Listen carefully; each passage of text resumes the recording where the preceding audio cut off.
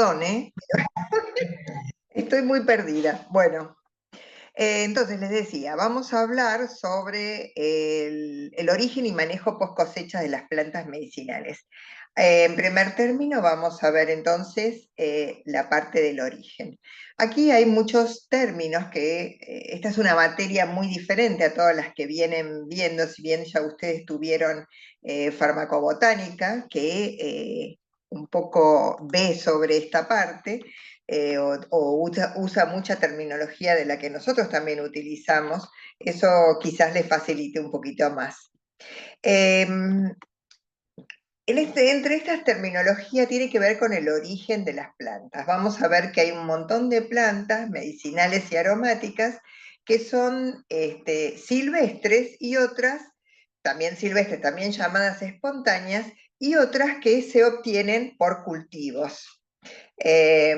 Y por otra parte, de acuerdo al origen geográfico, si estas plantas crecen en esta zona digamos, del continente, por ejemplo, Sudamérica, se las llaman nativas, nativas de Sudamérica. Ahora, si estas plantas crecen nada más que en la Argentina, se las llama también indígenas. Entonces se puede utilizar el término nativo son nativas de la Argentina o son nativas de Sudamérica o son indígenas, que ya directamente hace a que sean, digamos, propias de la Argentina. Tanto las plantas que son nativas, las que no, digamos, por ejemplo, vamos a poner una planta muy conocida como es el romero. El romero es de origen europeo, con lo cual esa planta se la llama exótica. Pongamos un ejemplo de planta que ustedes conozcan bien, como es el cedrón, la Aloysia citriodora, que tienen acá arriba. El cedrón es nativa, no es indígena, porque también hay cedrón en Sudamérica, en muchos países de Sudamérica, por ejemplo, Brasil, y es nativa de Sudamérica. Sin embargo, el cedrón, que también se lo llaman lemon verbena, también se cultiva en Europa, es decir, que para Europa esta planta es exótica. Para nosotras es nativa, para Europa es exótica. También en Marruecos se la cultiva, entonces para Marruecos también es exótica. Ahora, para las plantas exóticas que crecen en la Argentina, como por ejemplo el romero, como hice mención recién, también se las llama aclimatadas. ¿Por qué? Porque no han sido plantas nativas de acá, pero sin embargo se han adaptado al suelo y a las condiciones climáticas de esta zona del mundo. Entonces a las exóticas también se las llama aclimatadas. Como les decía, hay plantas que por su origen son nativas, y algunos ejemplos de estas plantas, que también pueden ser de arbustivas o pueden ser árboles, por ejemplo, es el lapacho. El lapacho es un árbol muy vistoso que ustedes seguramente deben de haber visto en numerosos lugares cuando está en flor, porque tiene este color rosa eh, tan característicos, ¿no? Y esta se llena de flores en invierno, con lo cual Buenos Aires se la ve con árboles pelados, pero siempre el lapacho rosa, está presente con sus flores. También hay lapachos blancos y amarillos, que no son tan frecuentes. Dentro de las exóticas, bueno, como les decía, el lapacho es indígena porque está en la República Argentina. De las plantas exóticas, por ejemplo, el árbol de los 1000 escudos, el ginkgo biloba, que justamente en esta época, que es el árbol de los escudos, porque fíjense que la forma de la hoja es así palmeteada, y muy típica, y en invierno, o ya en esta época, se pone toda amarilla y caen sus hojas. El ginkgo biloba tiene un pie masculino y un pie femenino, y también cuando caen las hojas, cae con antes de que se caigan las hojas, unos frutos con un olor espantoso. Así que muy probablemente las tengan identificadas, seguramente que en la cuadra de su casa puede llegar a ver algunos de los árboles a los que hice referencia. Dentro de otras, digamos, ejemplos que hemos visto, dentro de las nativas o exóticas, a su vez, pueden ser silvestres o cultivadas. Todo va a depender de cuál es el interés económico de esas especies vegetales.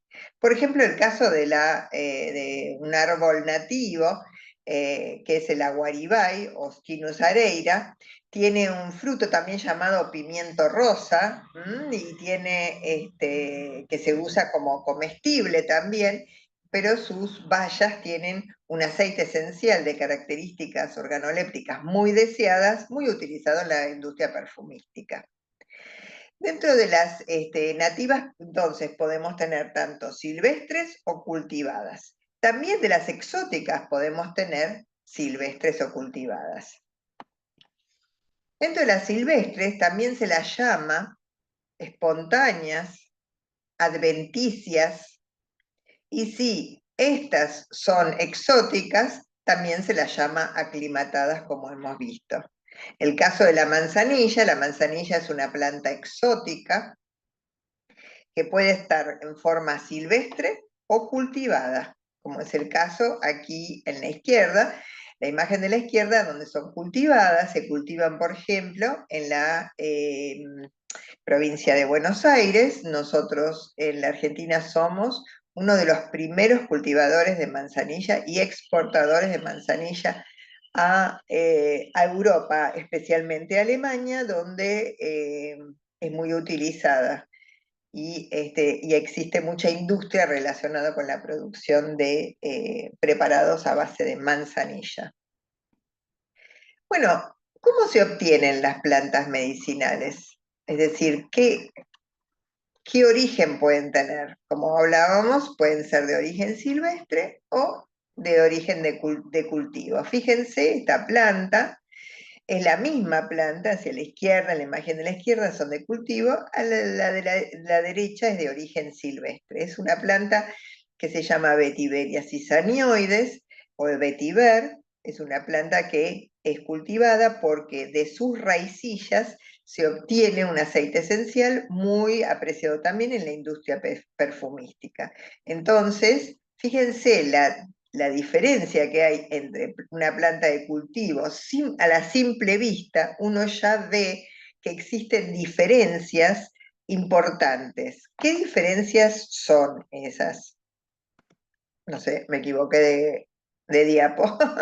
Bueno, esas diferencias tienen que ver seguramente con que las de origen silvestre tienen un origen genético desconocido, mientras que las de cultivo vamos a tener siempre todas del mismo origen genético, todas crecen en la misma tierra, todos van a tener el mismo clima, incidencia de lluvias, o régimen de agua, o incidencia de la luminosidad del sol, y las mismas, digamos, condiciones y tiempos de exposición a la oscuridad y a la luz del día. Entonces, habíamos hablado que, bueno, todas estas plantas que pueden ser tanto nativas o exóticas y que pueden provenir tanto de un origen silvestre como de un origen cultivado. Sin embargo, la obtención o la cosecha de estas plantas se las llama diferente y tienen diferentes características. En el caso de las plantas cultivadas, la obtención de estas plantas es por cosecha. Y en el caso de las plantas silvestres, no existen campos donde se las extraiga en una forma, digamos, más industrializada, con cosechadoras o con personal capacitado. Por el contrario, en el caso de las plantas silvestres, es colectada por colectores, digamos, diversos, y eso se lo denomina extractivismo. Es decir, que la cosecha o la obtención de estas plantas, si es de origen silvestre, es por extractivismo, y si son de plantas cultivadas, se las llama cosecha.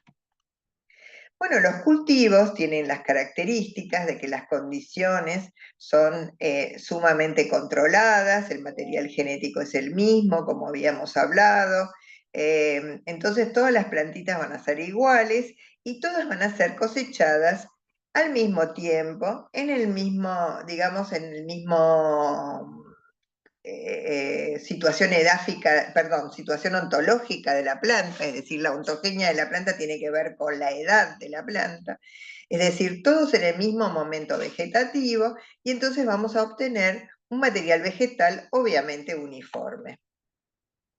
Mientras que las plantas silvestres, como le dije, se obtienen por extractivismo y entonces se cosechan de donde hay, de un campo, del otro, de una ciudad, digamos, de distintas condiciones y se extrae lo que se ve y lo que se necesita. Pero todo este tipo de, digamos, de actividad extractiva no es sustentable para nada. Es decir, que se va a un campo, si ese campo tiene mucho, se depreda todo el campo, y eso no es una actividad sustentable. Al no ser una actividad sustentable, eso va a amenazar la biodiversidad continuamente, porque vamos a encontrar zonas donde antes existía mucha, digamos, muchas plantitas o hierbas, y de repente vamos a encontrar con que esas parcelas las encontramos totalmente peladas. En cambio, si hiciéramos un extractivismo sustentable, donde a nivel campo se manejan distintas parcelas, donde una se cosecha o se extrae, de la otra se deja crecer o se replanta, y en la siguiente se la deja crecer mucho más, y entonces se va, digamos, extrayendo de parcelas diferentes de manera de no amenazar la biodiversidad. En el caso del palo rosa, como es la imagen del árbol que está hacia la derecha, que es una planta muy cultivada en la zona de Ecuador, por su madera, por su fragancia, por muchas propiedades que tienen estas maderas, y cuando se hace un desmonte sin ninguna, digamos, previsión, lo que obviamente se amenaza es grandemente la sustentabilidad, porque en el caso de las hierbas tienen un crecimiento más rápido, pero en el caso de estos árboles, el crecimiento es de muchos años. Así que hasta si quisiera volver a recuperar la biodiversidad de esas zonas, tarda muchos años hasta lograrse, si es que se logra. En cuanto al extractivismo de estas hierbas, y particularmente en numerosas zonas del país donde estas crecen en forma silvestre, mucha gente digamos, está preparada o está sí, entrenada para poder hacer estas cosechas, cosechan la parte necesaria, si es la parte aérea, solamente la parte aérea, no descalzar la planta entera, porque cuando se descalza la planta entera, es decir, que se tironea, también se extraen las raíces y eso implica la pérdida definitiva de ese recurso. Mientras que si uno corta la parte aérea, permite que la raíz quede y pueda crecer nuevamente la planta. No solamente eso, sino que existe una necesidad de documentar todo esto que se va extrayendo y no extraer absolutamente todo el manchón de hierba, sino permitir justamente que parte de las plantas queden como para que semillen y las semillas en el suelo vuelvan a germinar, y de esa manera se mantenga en parte la biodiversidad del lugar. Estas costumbres o el uso de estas hierbas, muchas de estas hierbas son serranas en toda la zona de San Luis y Córdoba, son muy utilizadas como plantas que producen, digamos que tienen sabores a veces amargos, que caracterizan digamos, a estas bebidas serranas o cuyanas, por ejemplo, de marcas conocidas, y eso en los últimos 10 años, el mercado de aguas saborizadas ha adquirido un gran auge, no solamente por el sabor, sino porque además tienen características y propiedades digestivas, todos los amargos son digestivos, y bueno, eso le genera o le da propiedades funcionales a estas bebidas, y a diferencia, esto es un dato marketinero, pero a diferencia de las aguas gaseosas pagan un impuesto mayor que las aguas saborizadas, porque por eso las aguas saborizadas son más económicas. Lo que se dice que estas hierbas agregadas o estos extractos en la producción de estas bebidas analcohólicas y amargas le otorga, además de sabor y textura, le dan una imagen de naturalidad y le proporcionan estas propiedades funcionales que hacen al bienestar, salud y belleza, porque no solamente los amargos, también hay bebidas con ginseng que le otorgan energía, y esas son las propiedades funcionales. Bueno, como les decía, fíjense, cuando esto está hecho por personas en la zona que conocen de las plantas, que las quieren las plantas, solamente cosechan la parte o extraen la parte necesaria y permiten que la planta siga creciendo.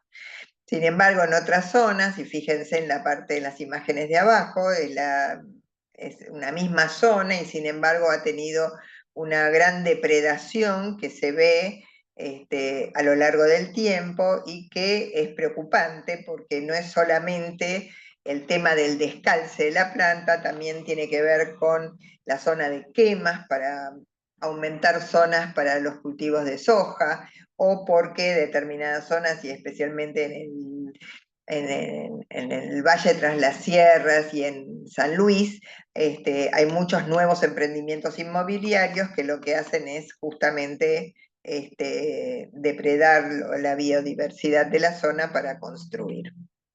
Algunas de las regiones más conocidas o más, sí, más emblemáticas en la Argentina por la presencia de estas plantas aromáticas, arbustivas o herbáceas, digamos así, están en todo el Valle tras la Sierra de Córdoba, donde para esta gente también es un recurso que utilizan para luego ir y comprar todavía, es decir, que ellos colectan y después van a los acopiadores y lo cambian por dinero o lo cambian por alguna, digamos, elemento de primera necesidad que puedan llegar a comprar.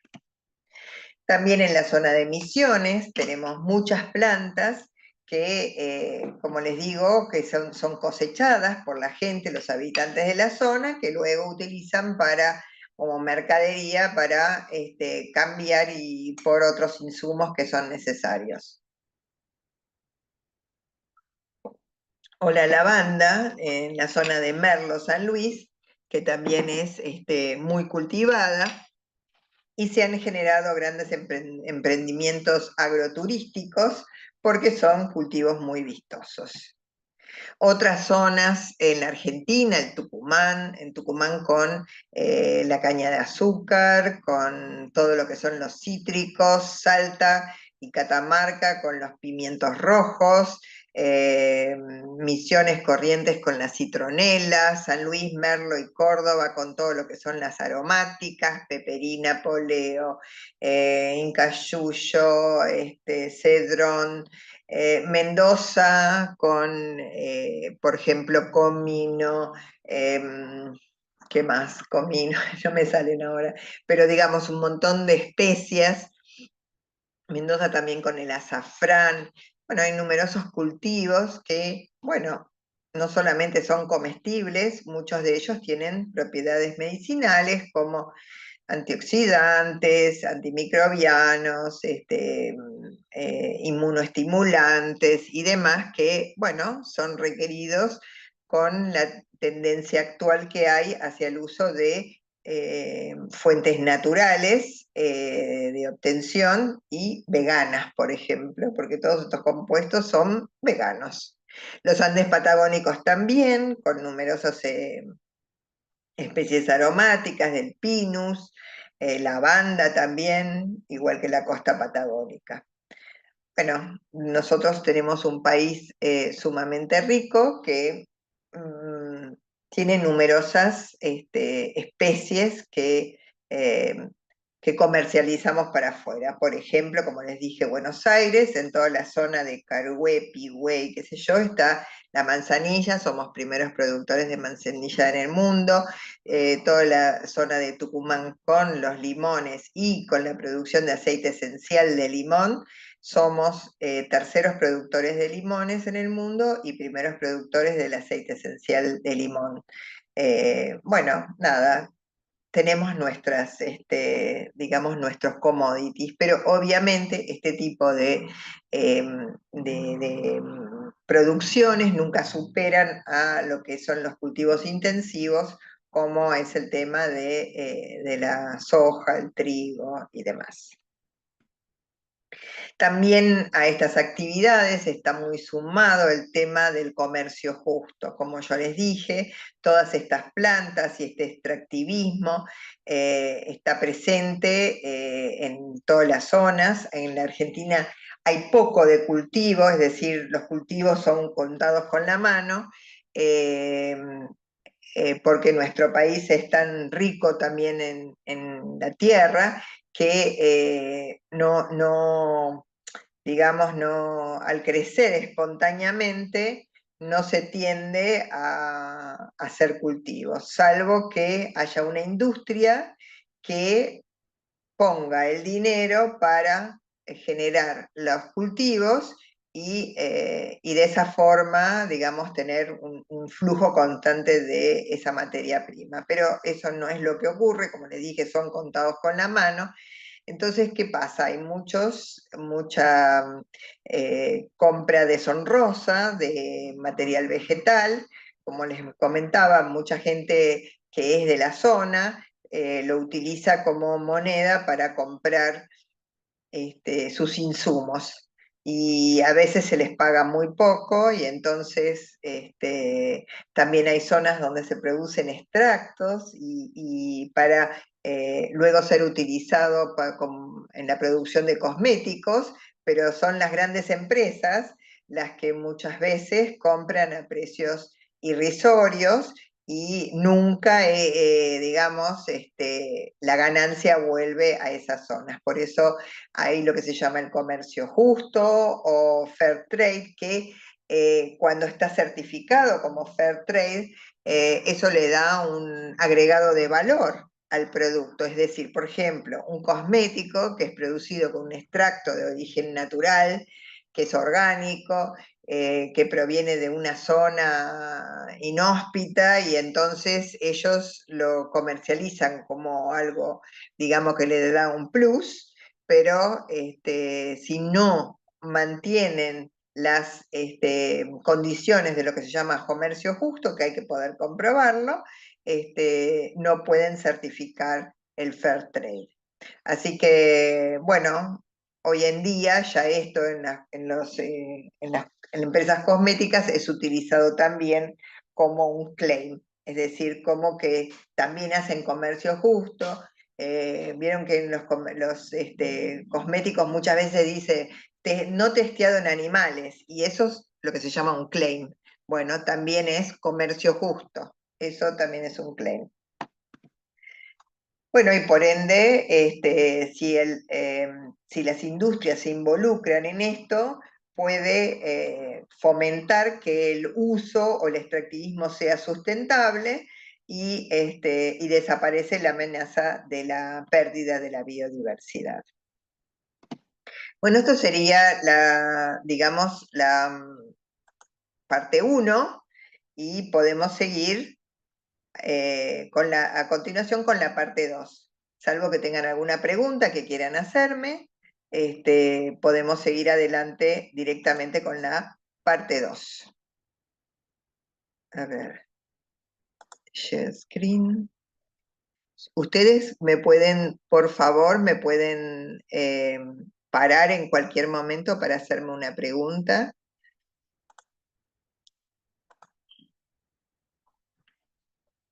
Bueno, vamos ahora a la parte, digamos, de cultivo y multiplicación de plantas medicinales.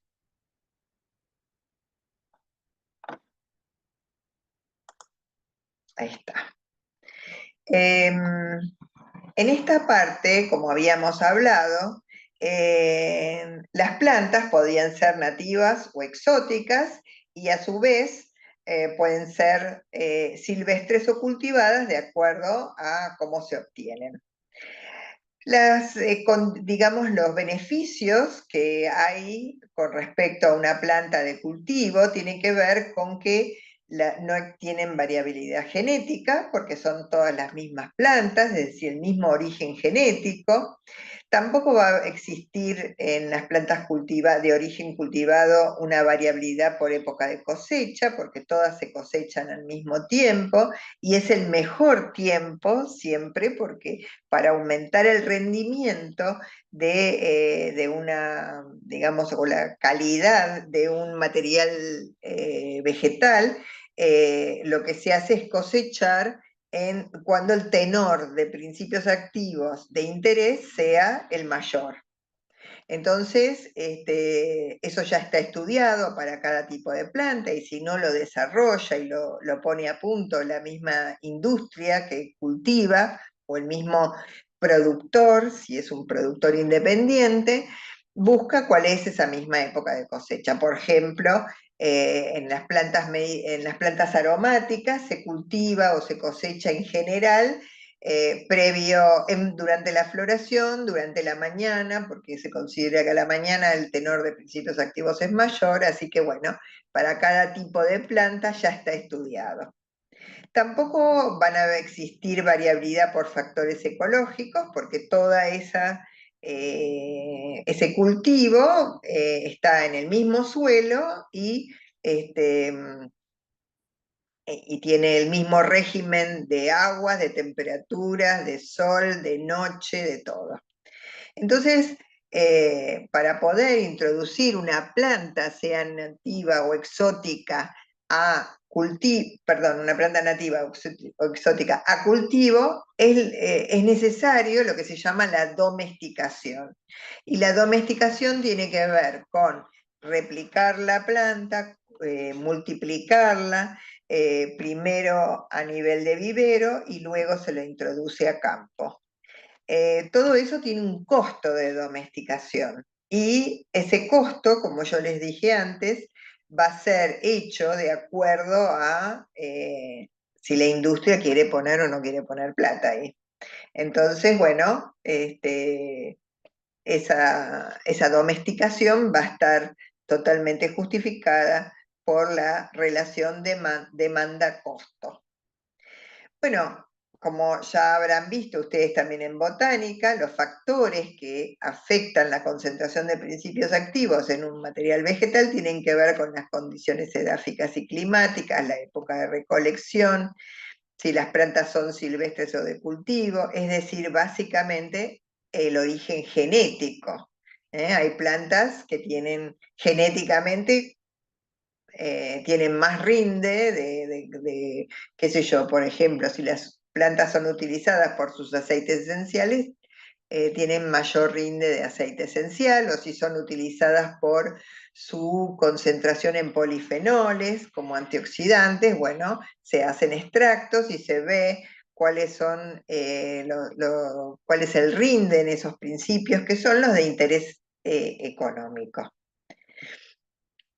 Entonces, nosotros podemos tener diferentes condiciones de cultivo. Por ejemplo, podemos tener una multiplicación por la vía sexuada, es decir, mediante semillas. Las semillas se plantan o se semilla en el campo, y esa es la forma sexuada, en donde cada planta es un ser independiente. En el caso de las plantas y de cultivos de cultivos intensivos muy estudiados, bueno, esas semillas aseguran la producción de plantas con un mismo tenor y características fisonómicas. O la multiplicación puede ser por la vía asexuada, en donde nosotros podemos hacerlo en forma vegetativa o por micropropagación.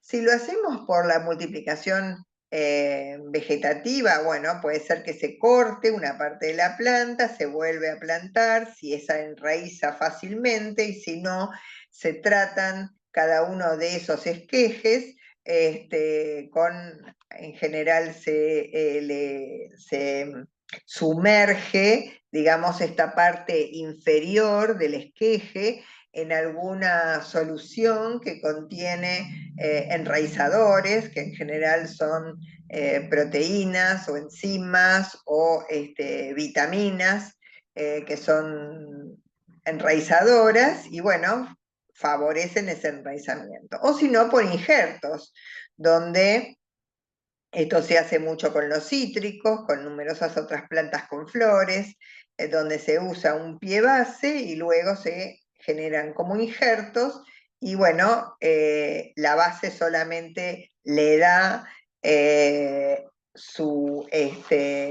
digamos, su conexión con la tierra, que absorbe todos los nutrientes, pero lo que se desarrolla en la parte superior y aérea de la planta es la que produce los metabolitos de interés.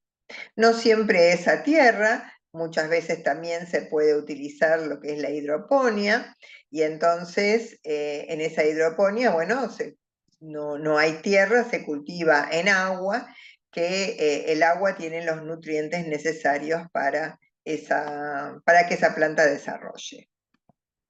Si es por micropropagación, a partir de una planta madre, se hace un explanto, se obtiene una parte, ese explanto, que puede ser una parte de la hoja, una parte del tallo, una parte de la raíz, ese explanto se cultiva en condiciones, digamos, de medios de cultivo con nutrientes que favorecen el crecimiento de ese explanto.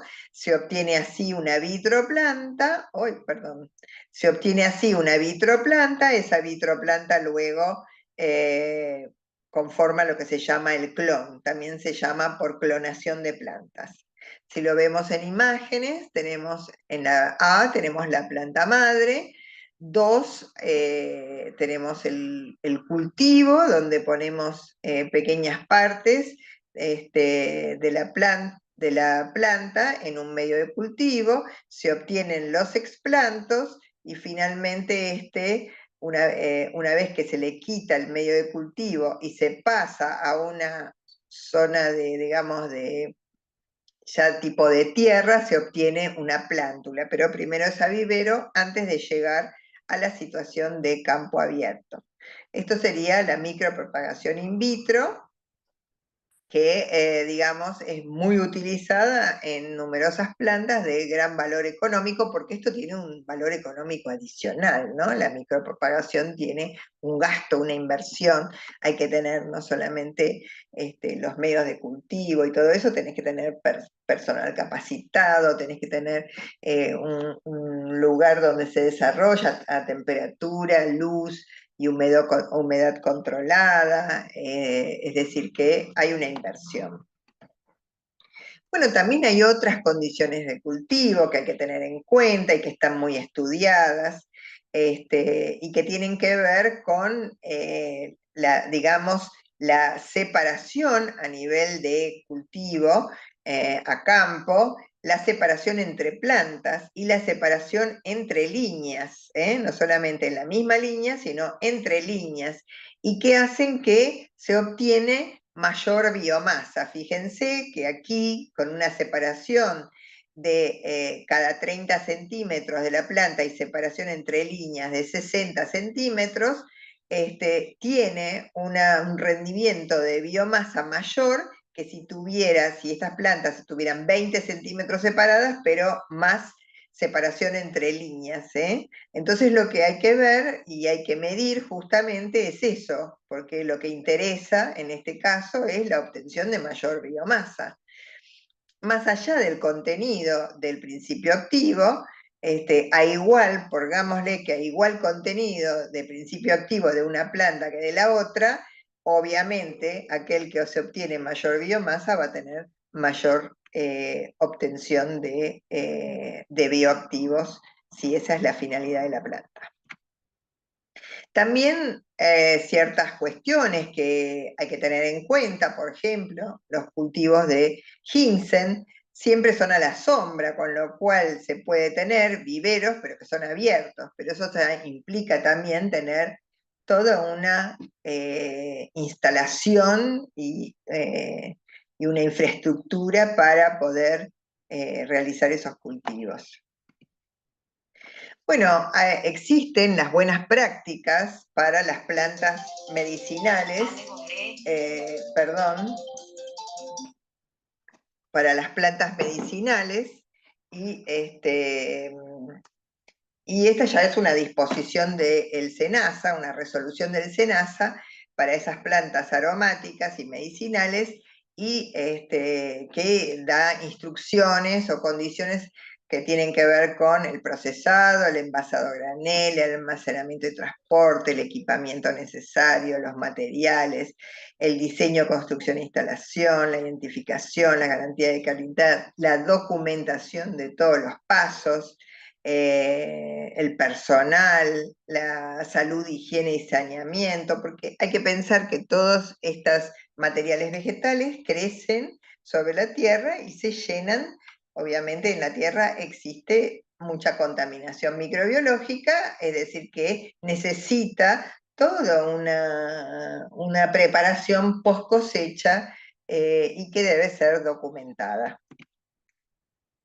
Entonces, para las plantas cultivadas es importante documentar acerca de la época de la cosecha, qué parte de la planta y qué técnica de corte específica para cada parte de la planta.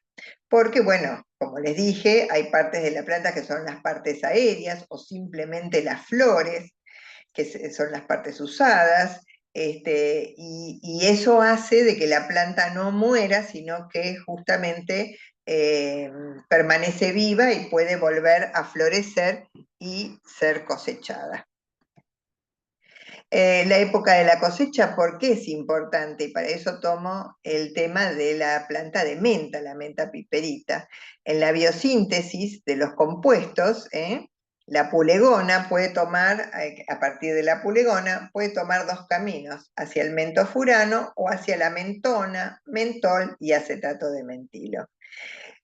La planta de menta tiene todos estos terpenos en su aceite esencial, pero el mentofurano le da un gusto muy amargo, mientras que el acetato de mentilo, el mentol, mentón, acetato de mentilo son como, digamos, compuestos que son más dulzones, más aromáticos, entonces le da características organolépticas distintas al aceite esencial, que es la parte más utilizada de la planta, es decir, es la fracción de interés de esa planta medicinal. Entonces se sabe que la biosíntesis con baja intensidad de la luz, mayor temperatura nocturna, días cortos, es decir, que hay más noche que día, y que hay temperaturas extremas en el día, lo que hace es que la pulegona favorezca la producción del mentofurano.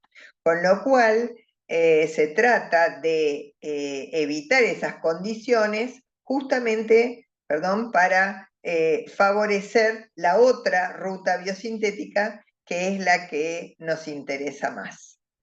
Entonces, es importante, y por eso les dije que cada planta, para cada industria, tiene que, seguramente esa industria ha estudiado todas las condiciones que tienen que ver con la parte genética de la planta, las condiciones de cultivo y la posterior cosecha. Bueno, este sería como la parte 2 y si tienen alguna pregunta, obviamente escucho y podemos pasar inmediatamente a la parte 3 de este teórico, que sería esta. En la parte 3 vamos a ver cosecha y post cosecha y manejo post cosecha de estas plantas medicinales. Bueno, como habíamos dicho, que en las cosechas es importante definir época, parte de la planta, técnica de corte, y vamos a ir a algunos ejemplos. Por ejemplo, la técnica de cosecha de manzanilla. Como yo les dije, nosotros tenemos mucha mucha producción de manzanilla en el sur de la provincia de Buenos Aires. Entonces, bueno, de esta planta solamente se utilizan las flores. Entonces, ¿para qué cultivar o cosechar, perdón, para qué cosechar toda la planta? Sí, de esta manera podemos seguir aprovechando la planta que vuelva a florecer y eso genera me parece que la manzanilla tiene 2 cosechas anuales, que es monitoreada satelitalmente para ver cuándo es el momento más óptimo de cosecha de esta flor. Para eso, entonces, hay como peines y que además luego se lo, es decir, hay peines o hay máquinas que cosechan un poco más abajo que las flores y luego son pasadas por estas máquinas con rodillos donde lo que se saca es solamente las florcitas. Estos rollos tienen dientes y solamente separan la flor del tallito. Esto aparentemente es un método mucho más eficiente para la separación de estas partes y bueno, nada, el equipamiento seguramente es más costoso que solamente el peine. Bueno, como tratamiento post cosecha es necesario hacer como una limpieza o un lavado que se llama trillado, porque, bueno, como les dije, las plantas están en contacto con el suelo, con la tierra, que tiene una gran contaminación microbiana, y que hay que eliminar o bajar haciendo una limpieza o lavado previo. Posteriormente hay que secarlos si la limpieza ha sido con agua, y también el secado es parte, digamos, de la conservación de la planta. Luego hay que clasificar el tamaño, luego hay que envasarlas, acondicionarlo y luego hay que almacenarlo en galpones especiales. Como las plantas siempre están, digamos, en zonas rurales, muy cerca como les dije, la tierra, de animales del campo, perros, gallinas, pájaros y demás, digamos que siempre tienen problema de una mayor contaminación, justamente por los lugares donde se trabaja y se obtienen, ¿no? Y también hay raíces y los bulbos y tubérculos obviamente vienen del piso, con lo cual no se puede, necesariamente hay que limpiarlos, ¿sí?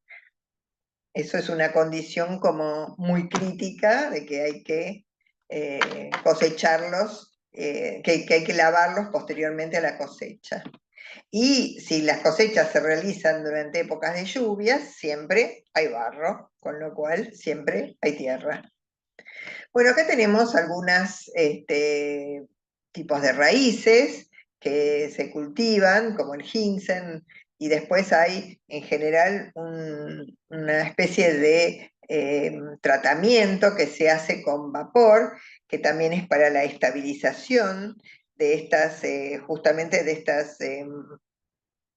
estas plantas, y es importante que se lleve a cabo posteriormente a la cosecha. Bueno, también hay veces en donde, por ejemplo, es el caso del cardo mariano. El cardo mariano es un cardo mariano es un cardo que lo van a ver en muchas partes de muchos campos. Fíjense que tiene sí, una imagen que es muy familiar, o por lo menos siempre me resultó a mí, y que lo que se usa son los frutos que están dentro, digamos, de esta flor que se deseca, que en realidad son semillas. Nosotros los llamamos frutos, pero porque parecen frutitos, como es el fruto del anís y demás, pero en realidad en este caso son semillas. Entonces lo que se deja es que se seque esa flor y luego se recoge o se cosecha y luego se rompe y se liberan esas semillas este, que están dentro de esa flor. Bueno, hay otros casos tanto de flores aromáticas o frutas o hojas de alcachofa, que es lo de abajo. Las hojas de alcachofa son muy utilizadas para la obtención, digamos, de extractos de alcachofa. No el fruto es comestible, pero estas hojas hay que estabilizarlas, y esa estabilización es apenas se cosechan, se hacen un tratamiento con vapor de agua también, y luego se las deseca. Y en el caso de las flores, los pétalos de flores se usan frescos, porque si se desecan pierden los volátiles. Y en el caso del aloe, bueno, el aloe se usa fresco, es decir, primero se deja que se libere el jugo, que es el acíbar, que es el que contiene las antraquinonas, y posteriormente queda la pulpa interna, que es la que se utiliza para la formación o para la obtención del gel de aloe. Es decir que, como ustedes ven, hay una gran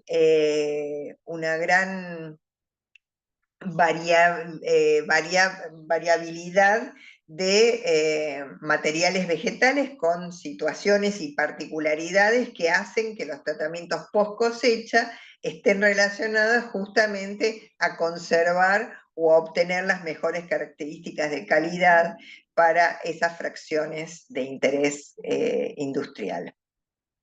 Bueno, les hablé de que es necesario, después del lavado y demás, del tratamiento que se le tenga que hacer en particular a cada planta, la conservación. La conservación es una forma, digamos, de eliminar el agua, y de esta manera se obtiene un producto que es libre de agua. Y entonces, ¿qué pasa? Al no tener agua, se produce la inhibición de todos los procesos enzimáticos que se puedan producir en una planta, hasta la putrefacción. Con lo cual, bueno, existen diferentes formas de conservación que están relacionadas con si hay una inhibición enzimática que es definitiva o no, y esa forma de inhibición enzimática, si es por destrucción enzimática, no se puede revertir. Entonces, bueno, acá tienen un resumen de lo que son los métodos de conservación por inhibición enzimática y desecación, que no lo trato, no lo desarrollo porque es sumamente largo, aburrido, pero es importante tener una pequeña resumen de entender qué es cada cosa, simplemente eso. Y puede ser por desecación, que uno lo puede desecar al aire libre o al sol. No conviene al sol si el material vegetal va a ser utilizado como droga vegetal, como monohierba, porque al sol se decolora, se mancha. Entonces, sí es importante al aire libre, pero puede ser a la sombra, entonces, al abrigo del viento y a la sombra, pero no deja de ser al aire libre también. O bien pueden utilizarse como, digamos, numerosos secadores, que pueden, esos secadores puede pasar aire seco y caliente, o bien no simplemente correntada de viento, porque en esos galpones están abiertos digamos, los laterales, entonces permite que el aire circule. O bien pueden ser sometidos a rayos infrarrojos, o bien pueden ser desecados en estufas y al vacío. Existen estufas con aire caliente o estufas que actúan al vacío y necesitan menos temperatura para lograr la evaporación del agua. O bien, el otro método también que se puede utilizar es la criodesecación o liofilización. Hay muchas empresas extranjeras que comercializan plantas aromáticas y que las han liofilizado. Es decir, ustedes recuerden que la liofilización es la eliminación del agua que va de líquido a gaseoso, pasando, perdón, de sólido a gaseoso. La liofilización es cuando se traspasa del sólido a gaseoso, sin pasar por el líquido. Entonces lo que hay que hacer es primero congelar ese material y luego someterlo a un gran vacío donde el agua pasa directamente de sólido a gaseoso y deja el material vegetal sin agua. Pero bueno, esto es un sistema bastante costoso y hay que tener equipamiento especial. Bueno, existen otros métodos de conservación como guardarlo en el frío, como hacemos nosotros, usamos la heladera para los alimentos, pero obviamente tiene menos tiempo tiene menos tiempo de conservación porque sigue teniendo agua. Entonces lo que se hace ahí es, se inhibe parcialmente la acción enzimática, pero no se detiene del todo. O otros hacen trituración con sales, o se utilizan inhibidores enzimáticos, de manera tal que lo que se produce siempre, en definitiva, es la inhibición enzimática, con un método o con otro. En el caso de la destrucción enzimática, es lo que se llama la estabilización, como yo les comenté, que ocurre con el ginseng o que ocurre con la alcachofa, se la estabiliza con calor húmedo o calor seco, o a veces se usan otros como el del alcohol, que es una forma, en el caso de la alcachofa se utiliza una estabilización con alcohol, de manera que se preservan los principios activos más importantes o los de interés económico, digamos así. Bueno, acá les muestro algunas imágenes, que son las bandejas en las que se pueden acomodar el material vegetal para colocar en los secaderos, en las estufas. Acá hay secaderos de pimentón que se utilizan en Catamarca. En realidad se venían utilizando directamente secado al sol sobre la tierra o sobre playones, pero la contaminación era grande. Entonces, bueno, donde no hay playones, se pueden construir este tipo de, digamos, de camas donde, con lienzos donde se pueden apoyar los pimientos, entonces tienen ventilación por arriba y por abajo, pero van directos al sol. Fíjense que acá es a campo y a sol, en los valles calchaquíes de Salta, Salta y Jujuy, hay mucho, Salta en especial, hay mucha producción de pimentón, somos importantes productores de pimentón también, y en este caso de la izquierda, bueno, ya están sobre estas camas, y a veces se los puede colocar con nylons o unos medias sombras para protegerlos más del polvo, no tanto del sol, sino del polvo. Bueno, estos son otros, fíjense que acá pueden haber playones y acá es tierra, pero esto acá la contaminación es mayor, obviamente, pero ahí somos grandes productores de estos pimentones. Bueno, acá también hay secaderos, que secaderos continuos, que bueno, que además de secarlos, de hacerlos pasar por, digamos, por corrientes de aire, también se los puede zarandear para clasificar, otros se los pueden ir triturando de manera de reducir el tamaño, pero son todos equipamientos que se construyen o producen para una función especial. No es que exista un equipamiento que es utilizable para todo, no. Como las particularidades de cada tipo de planta, es necesario, digamos, respetar eso justamente para preservar el valor económico de la empresa. Bueno, estos son secaderos de tabaco, fíjense que hay un hombre parado, las hojas de tabaco son inmensas, son las grandes, y bueno, estas se cuelgan en forma, digamos, hacia abajo, y ahí se van secando. Esos son los secaderos de tabaco. Sí.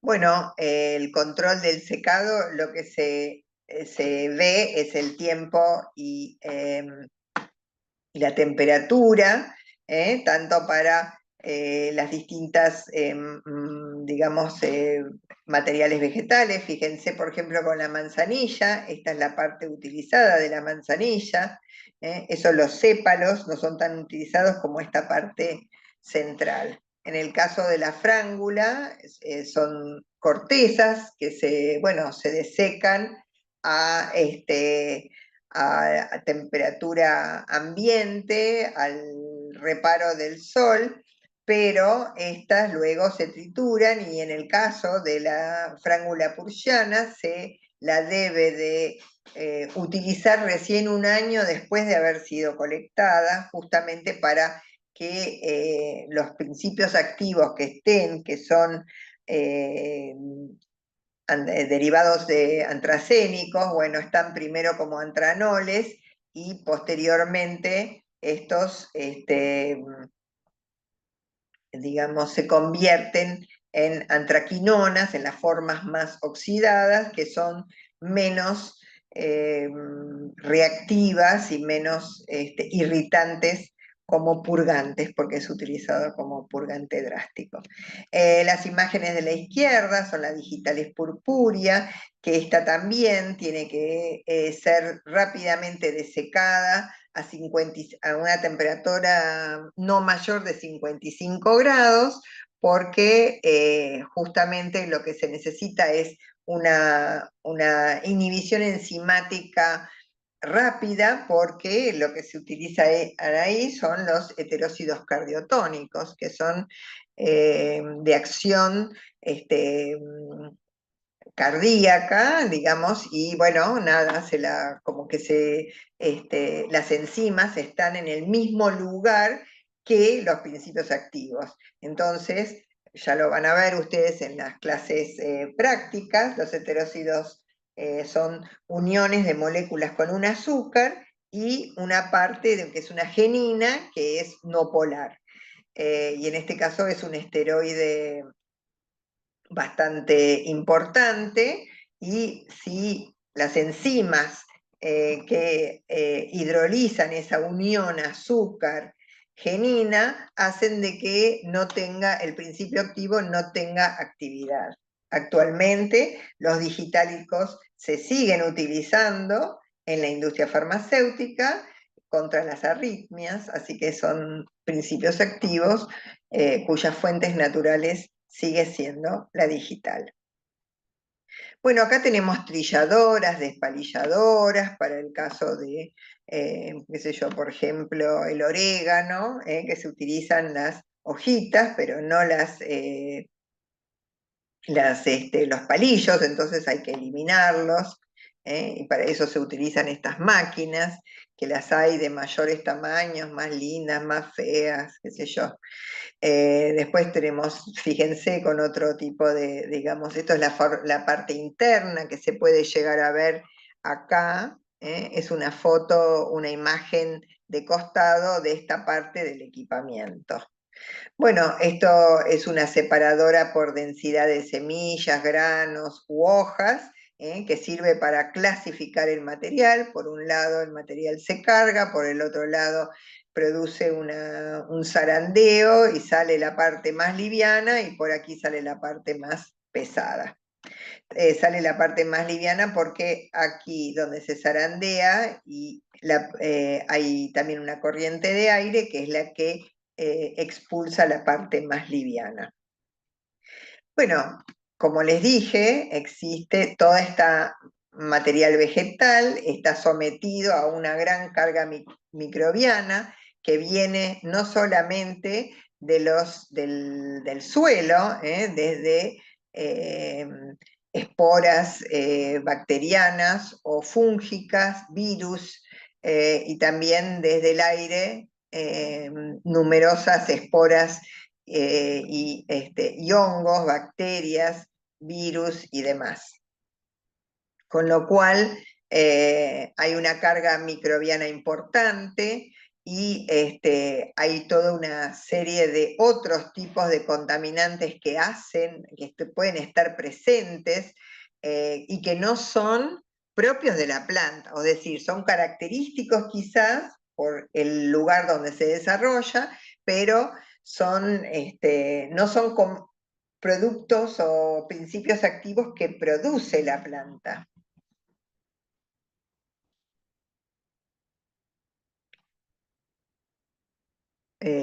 Con lo cual, bueno, van a verlos: carga microbiana, aflatoxinas, agroquímicos, metales pesados, radioactividad. Todos estos los van a ver bien desarrollados en las clases prácticas, con lo cual justamente esos, digamos, no tiene sentido que nosotros los desarrollemos aquí. Bueno, también hay formas de desinfección, que es bajar la carga microbiana, que puede ser con óxido de etileno, con gases fosfina, bromuro de metilo, o bien sometiéndolo a un ambiente modificado de CO2. Estas plantas pueden ser irradiadas también, con rayos gamma, y todo eso mejora cuál es el punto, digamos, la contaminación microbiana de partida. Existen criterios sanitarios que figuran en las leyes de drogas vegetales, que ustedes pueden consultarlos, pero en general los preparados de drogas vegetales, si es para administración oral o para fitoterápicos, si son consumidos digamos, directamente, digamos, en forma oral o rectal, o si la carga microbiana es una, y si estas son consumidos para previa extracción con agua, es decir, una infusión, se permite una carga microbiana inicial un poco más alta, porque se sabe que el agua caliente ya la disminuye de por sí. Y también existen criterios para la sanitización por irradiación en cuanto a cuáles son las dosis y el tiempo que se puede recibir esta irradiación que se produce con medios radioactivos como el cobalto 60 o el cesio 137. Esto se hace en empresas que están preparadas, obviamente, para tales fines. Y estas fuentes de irradiación caen digamos, en lugares cerrados, en hábitats cerrados, pueden, justamente para disminuir el tiempo, existen como trencitos dentro de ese lugar que van pasando por esa fuente de ionización, perdón, de radiación, con lo cual disminuye el tiempo de exposición a los mismos. Entonces circulan dentro de esa cámara. Bueno, ¿por qué se considera que hay que bajar la carga inicial? Porque esta es una curva de crecimiento microbiano. Esta curva siempre tiene la misma forma, va a depender solamente cuál es la carga inicial. Si la carga inicial es mayor, mayor va a ser el tiempo que necesite para llegar a tener una carga microbiana menor en el, digamos, en el tiempo cero. Porque el tiempo cero es cuando yo vendo el material vegetal. Y se supone que en un tiempo determinado alcanza una meseta que puede llegar a ser patógena. Y entonces nosotros, de esa manera, evaluamos cuál es el tiempo de vida útil, tiempo en el cual no llega a tener la concentración microbiana patógena y entonces puede ser todavía utilizado. Bueno, hay numerosos trabajos que han medido diferentes formas y tiempos de exposición a los métodos de descontaminación y que sirven para distintos tipos de materiales vegetales. Entonces, es decir, ¿qué criterio se utiliza para saber cuando este ya no es utilizado? No es bueno ser utilizado, es porque se producen la formación de sustancias que se llaman metabolitos, digamos, no deseados, y estas sustancias son inestables, entonces no se recomienda determinadas prácticas, como por ejemplo para aceites esenciales no se recomienda la destilación bajo presión porque se eliminan también los aceites esenciales, que en ese caso serían los de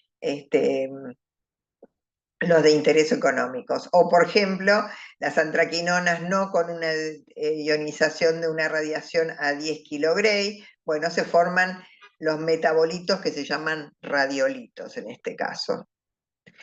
En el tema de las aflatoxinas son unas sustancias que se producen, unos hongos del género Aspergillus, así que cuando estos hongos se producen por una mala procedimiento de secado o demás, bueno, esto genera digamos, se producen estas aflatoxinas que son carcinogénicas y que una vez que existen esas aflatoxinas no se pueden destruir, son micotoxinas, no se pueden destruir. Lo mismo para metales pesados, hay plantas que son fitorremediadoras, es decir, que absorben los metales digamos, de la tierra, y otras que las absorben porque son regadas con aguas hervidas, aguas contaminadas, y entonces, bueno, puede haber contaminación en las plantas y por ende también en los extractos cuando se preparan extractos con esas drogas. Lo mismo es para la radioactividad, esto no hay problema acá en la Argentina, pero en Europa sí lo exigen para materiales que vienen de la zona y posteriormente al accidente de Chernobyl. bueno, a partir de ahí se pide radioactividad. Pero nosotros no estamos en zonas con radioactividad, así que a nosotros no nos lo pide. También para los agroquímicos hay listas de concentraciones mínimas permitidas para los agroquímicos, para las farmacopeas, las normas OMS, en el óxido de etileno que está prohibido en Europa, y el bromuro de metilo que también está prohibido, que es el gas fosfina o metina, que está prohibido en muchos países. Bueno, entonces se pide que no existan, digamos, contaminantes comprobables de ese tipo de productos. Es muy importante, y en la Argentina en este sentido, dado que somos un país bastante agropecuario y donde por suerte todavía tenemos muchas zonas orgánicas, se puede tratar de acreditar que, que ciertos cultivos, especialmente estos que no son extensivos, sean orgánicos, puedan ser certificados como EcoCert, ArgenCert. Existen distintas certificadoras. Resumen de estas charlas que hemos tenido hoy, del teórico de hoy, es que hemos introducido una nueva terminología, cómo se obtienen las plantas medicinales, el origen de estas plantas, las zonas de recolección en la planta en la Argentina, cultivo, formas de cultivo, algunas características de cultivo y tratamiento post cosecha. El mejoramiento de plantas medicinales, que es la última parte que vamos a ver, tiene que ver con obtenciones, criterios, o qué criterios se implementan para hacer el mejoramiento de estas plantas medicinales. Bueno, estos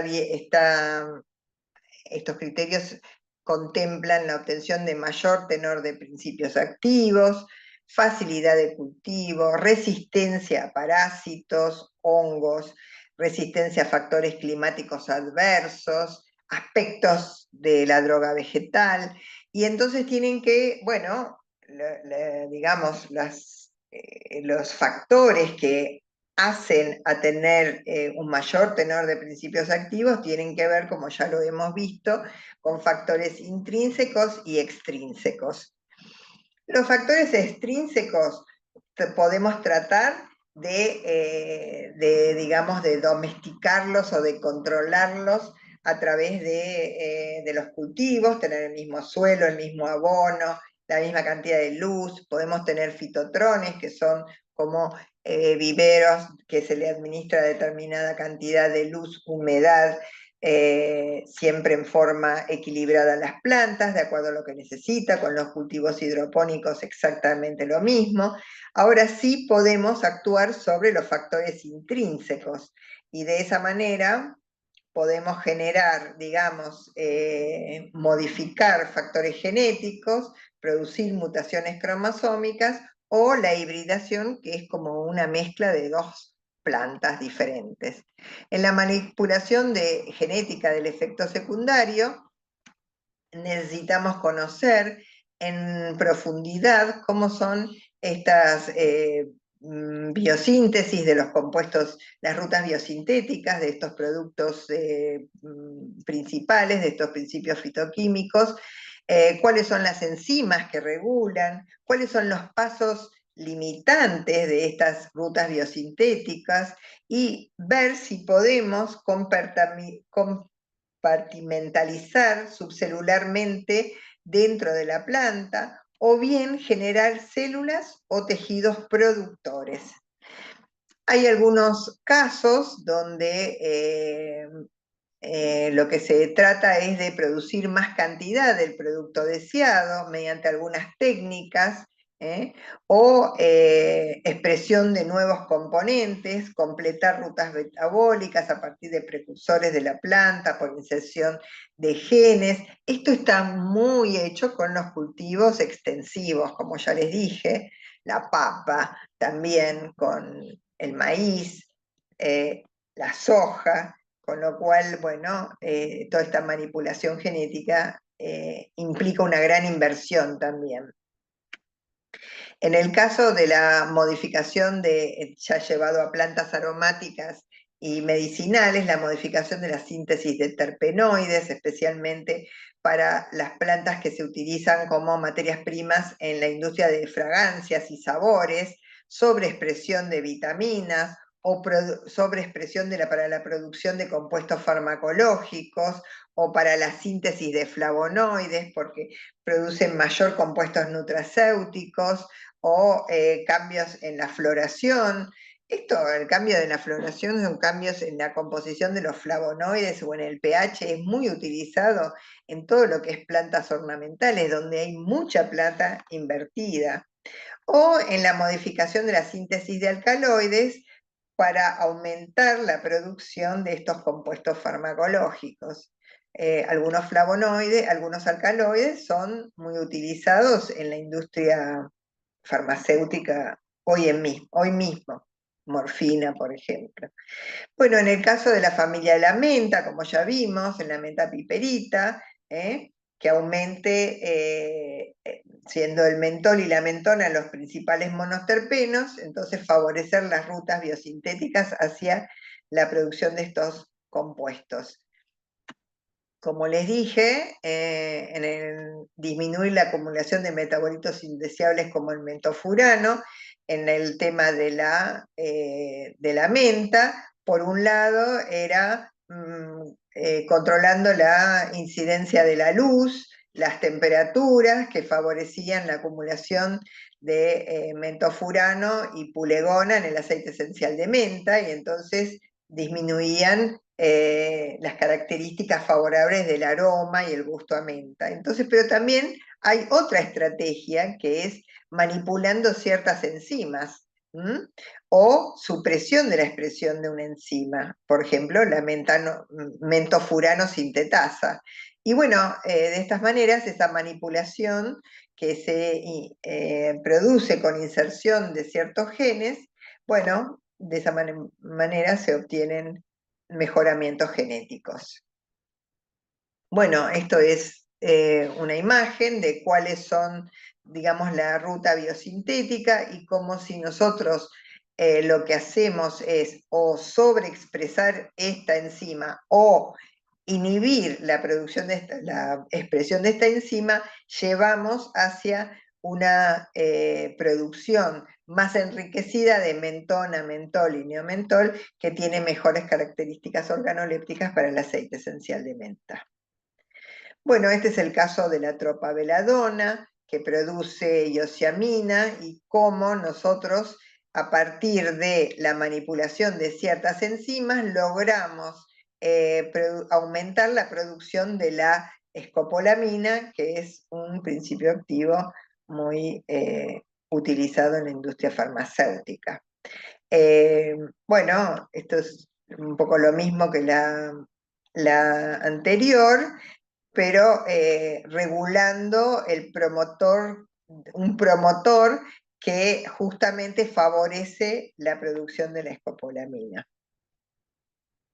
Esta es otra estrategia para el tema del café, el café descafeinado, pero bueno, todas estas manipulaciones genéticas son costosas y ellas implican una gran inversión cuando también se puede descafeinar el café a partir de un lavado con agua súper caliente, con vapor de agua súper caliente que extrae la cafeína y puede producirse café descafeinado, como es el que producen en las cápsulas de Nespresso y todas estas que venden café descafeinados.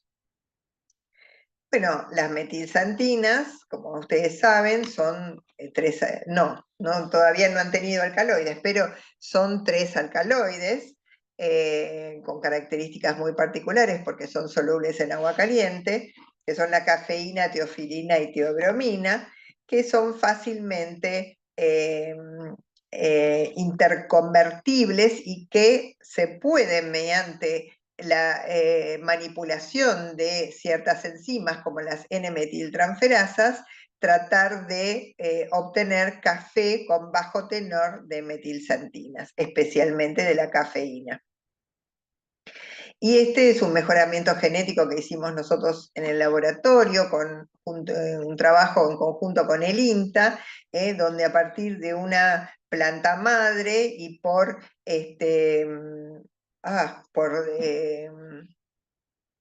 aumento de la diploidía de esta planta, se obtuvo una planta con mayores hojas, mayores flores, mayor tamaño de biomasa y por ende mayor producción de aceites esenciales. La planta madre, que es la planta peperina, se llamó la planta mejorada, Tahuainta, que es en vez de ser diploide, es tetraploide, y de esa manera aumentamos el rendimiento de producción del aceite esencial, que es la fracción de interés.